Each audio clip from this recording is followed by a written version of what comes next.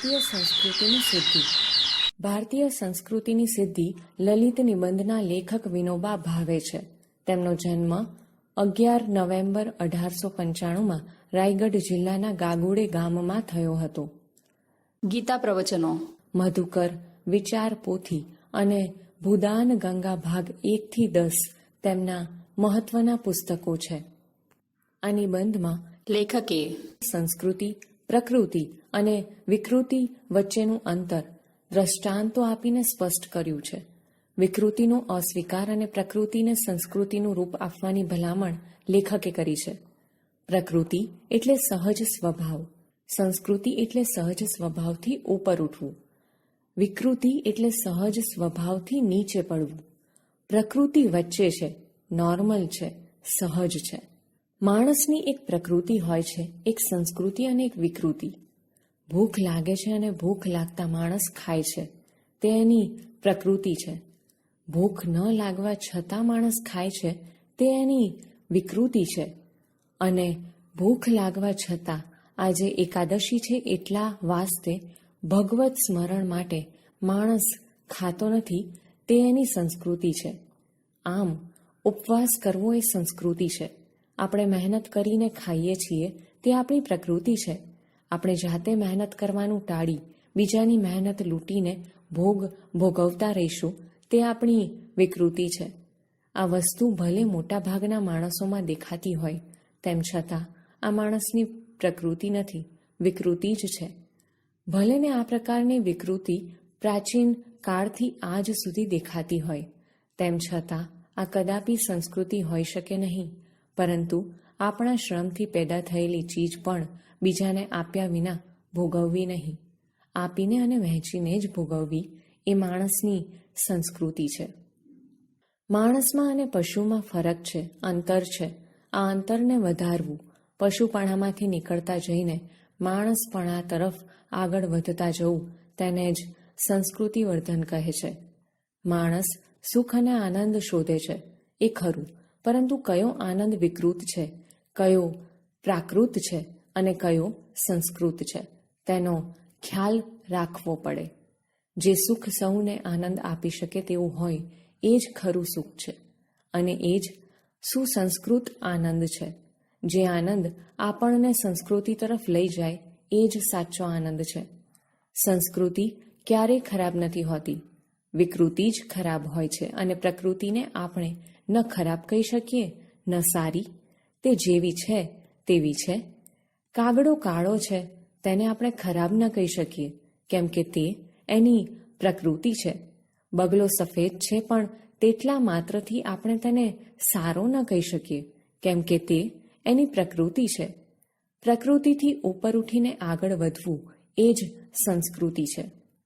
ઘણીવાર આપણે વિકૃતિને પણ સંસ્કૃતિ માની લેવાની ભૂલ કરી બેસીએ છીએ. એટલે આ બાબત સાવધ રહેવાની જરૂર છે. આજે પશ્ચિમના લોકો વિજ્ઞાનમાં ઘણા આગળ વધ્યા છે. એમની પાસેથી આપણે લેવાલાયક ઘણું છે, પરંતુ એમનામાં ઘણો વિકૃતિનો એ અંશ પડ્યો છે. તેને સંસ્કૃતિ માની લેવાની ભૂલ આપણે ન કરીએ. એમની વિકૃતિ કાંઈ આપણે અપનાવવાની નથી. તે સિવાય દુનિયાભરની જેટલી સંસ્કૃતિ છે તે આપણે અપનાવી લેવાની છે. આની સાથોસાથ એ પણ ધ્યાનમાં રાખીએ કે દુનિયાભરની સંસ્કૃતિ લઈએ, પણ આપણે ત્યાંની પણ ભલે હોય. વિકૃતિ આપણને ન ખપે.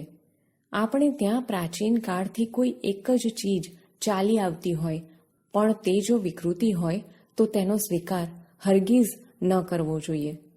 વિકૃતિ બીજાઓની હોય કે આપણી હોય, સદંતર વર્જ્ય છે. અને પ્રકૃતિને સ્વીકારવી, પણ તેનું હંમેશા શોધન કરતા રહેવું. પ્રકૃતિને હર હંમેશ સંસ્કૃતિનું રૂપ આપતા રહેવું. ખાવાનું આપણે ન છોડી શકીએ, કારણ કે તે પ્રકૃતિ છે, પણ માંસાહાર છોડી શકીએ. તે જરૂર છોડીએ, કેમ કે તે સંસ્કૃતિની દિશાનું આગળનું પગલું છે. ખાવામાં સંયમ રાખી શકીએ તો જરૂર રાખીએ, કારણ કે તેમ કરવાથી સંસ્કૃતિની દિશામાં એટલા આગળ વધીશું. મારું તો માનવું છે કે વિજ્ઞાનની જેમ જેમ પ્રગતિ થતી જશે, માણસમાં વૈજ્ઞાનિક વૃત્તિ જેમ જેમ વધતી જશે, તેમ તેમ વિકૃતિઓ ક્ષીણ થતી જશે અને માણસ સંસ્કૃતિની દિશામાં આગળ વધતો જશે. બહુ આગ્રહ કરીને ખવડાવું કે અક્રાંત્યાની માફક ખાવું એ પણ વિકૃતિ જ છે. પણ આજે હજી માણસને આ સમજાતું નથી, કેમ કે માણસને આપણી શરીર રચનાનું અને પાચન પ્રક્રિયાનું પૂરતું જ્ઞાન નથી. જ્યારે તેને શરીરનું અંતર્બાહ્ય જ્ઞાન થશે ત્યારે તેને તુરંત સમજાશે કે આ વિકૃતિ છે અને તે છોડવી જોઈએ.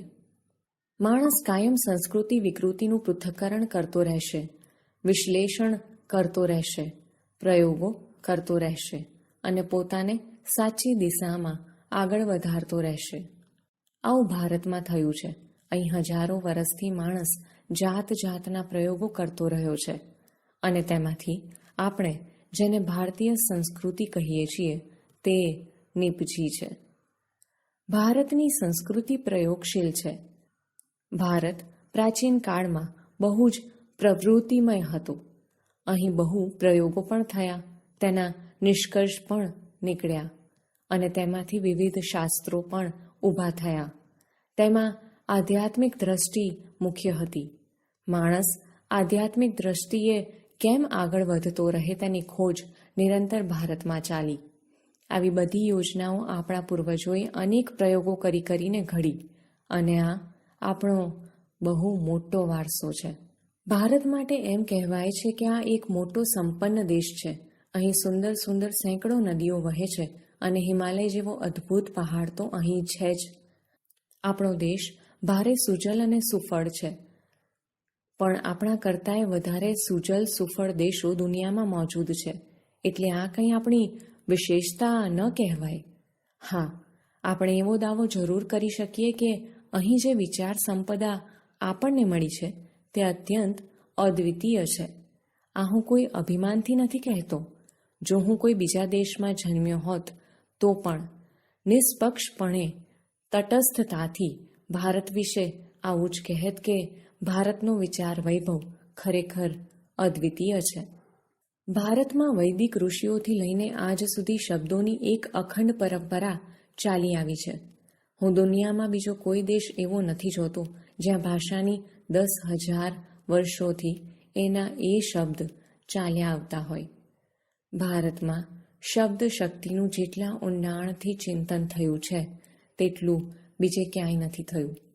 ભારતે પોતાના પુરાણા શબ્દોને તોડ્યા નથી, નવા જરૂર બનાવ્યા છે. સાથે જ જૂના શબ્દોમાં નવા અર્થ નાખીને તેમનો વિકાસ કર્યો છે.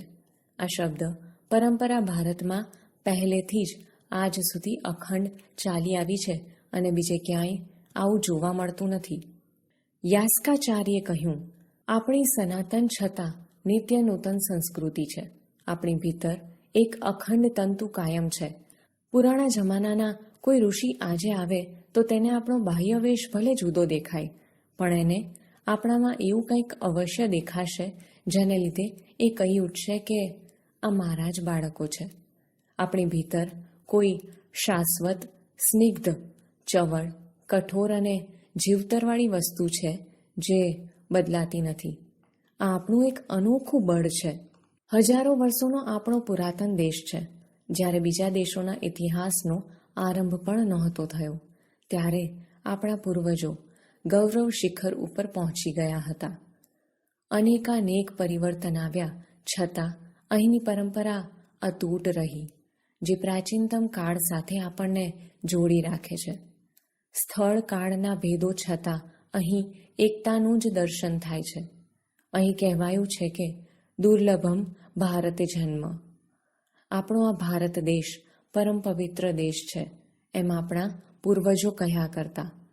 દુર્લભમ મહારાષ્ટ્ર જન્મ, દુર્લભમ ગુર્જરેશુ જન્મ એવા વચન તમને અહીં ક્યાંય નહીં મળે.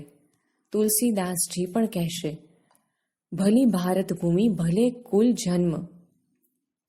500 વર્ષ પહેલા ગુજરાતના કવિ નરસિંહ મહેતાએ ગાયું, ભરતખંડ ભૂતળમાં જન્મી જેણે ગોવિંદના ગુણ ગાયા રે તે ધન્ય છે. આ જ વાત અસમના શંકરદેવ અને માધવદેવે પણ કહી. ન નરસિંહ મહેતાએ ગુજરાતનો મહિમા ગાયો, ન શંકરદેવે અસમનો મહિમા ગાયો. એકબીજાની ભાષા તો તેઓ જાણતા ન હતા, એકબીજાને નહોતા જાણતા, છતાં ભારત અમારી પુણ્યભૂમિ છે અને અમે તેમાં જન્મ પામ્યા તેથી ધન્ય થઈ ગયા, એવું એ બંનેએ અનુભવ્યું અને વ્યક્ત કર્યું. આવી રીતે આખા ભારતનું અભિમાન એ કાંઈ પ્રકૃતિ નથી, બલકે સંસ્કૃતિ છે, જ્યાં એવી ભાષાઓ છે કે ન જાણતો હોય તેને શીખતાંય વર્ષો નીકળી જાય. એવી વિભિન્ન ભાષાઓ અને અપરંપાર વિવિધતાવાળા આ ભૂખંડને એક દેશ માનવો એ સંસ્કૃતિ છે. પ્રકૃતિથી ઉપર ઉઠીને આ સંસ્કૃતિ સધાઈ છે. એવી ભારતીય સંસ્કૃતિને આપણે જાળવવાની છે અને આગળ વધારવાની છે.